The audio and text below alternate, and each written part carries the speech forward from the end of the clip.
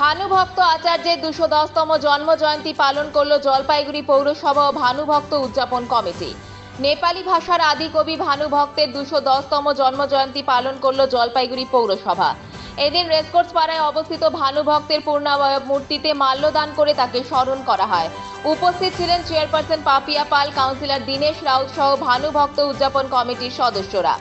ভানুভক্তের পূর্ণাবয়ব মূর্তিতে মাল্যদান করেন চেয়ারপারসন পাপিয়া পাল, 10 নম্বর ওয়ার্ডের কাউন্সিলর দীনেশ রাউত। এরপর নেপালি ভাষার আদি কবি ভানুভক্ত আচার্যের গুরুত্ব কতটা রয়েছে তা নিয়ে আলোচনা করা হয়।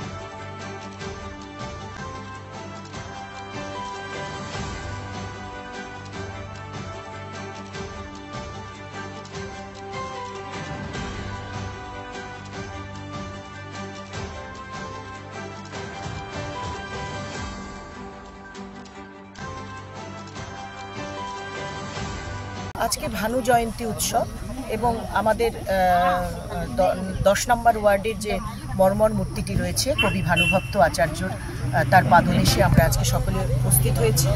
সাধারণ মানুষের বোধগম্য করে তোলবার জন্য সহজ সরল ভাষায় যিনি রামায়ণের মূল তাৎপর্যকে ব্যাখ্যা করেছিলেন তিনি হলেন কবি ভানুভক্ত আচার্য।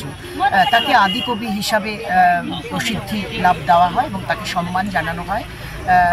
এটাই বলতে চাই যে আমাদের সরকারও সমস্ত ভাষাভাষীর ওপর শ্রদ্ধাশীল এবং জাতি ধর্ম বর্ণ নির্বিশেষে আমরা যেমন সকল উৎসবে মিলিত হই, আজকে আমরা এই মর্মর মূর্তির পাদদেশে আমরা আবার সকলে একসঙ্গে মিলিত হয়েছি কবি ভানুভক্ত আচার্যের জন্মজয়ন্তী উৎসবকে ঘিরে। এবং সারা বিশ্বের সাথে আজকে যারা যত নেপালি ভাষাভাষী মানুষ রয়েছেন তাদের কাছে কিন্তু আজকে একটি গর্বের দিন, আনন্দের দিন। আজকে ভানুভক্ত আচার্যের আদিকবি ভানুভক্ত আচার্যের ২১০তম জন্মজয়ন্তী।